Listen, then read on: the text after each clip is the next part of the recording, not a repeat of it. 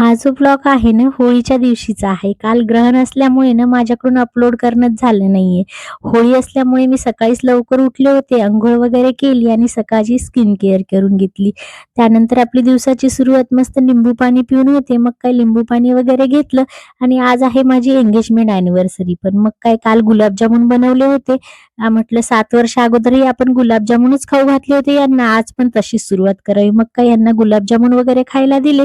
त्यानंतर मला आज पुरणाचा स्वयंपाक करायचा होता. मग काय लगेच स्वयंपाकाला लागले, कारण की माझ्याकडून थोडं-थोडं मग एकदम होणार नव्हतं. मग काय थोडं-थोडं करून मग मी पुरणाचा स्वयंपाक वगैरे बनवून घेतला. त्यानंतर लगेच किचनही आवरून घेतलं, कारण की मला संध्याकाळी छान असं रेडी व्हायचं होतं. मग काय सगळं आवरून वगैरे झालं आणि जशी मी साडी नेसायला काढली ना, तेवढ्यात घरच्यांचा फोन आला, की "तुला होळी वगैरे जाळायला चालत नाही. तू काही पूजा वगैरे करू नको आणि खाली जाऊ नको." मग काय माझी जी इच्छा आहे ती राहूनच गेली.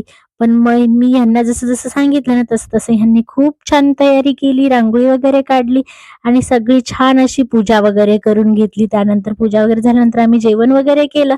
सो असा होता माझा आजचा दिवस. भेटूया उद्याच्या ब्लॉगमध्ये. बाय.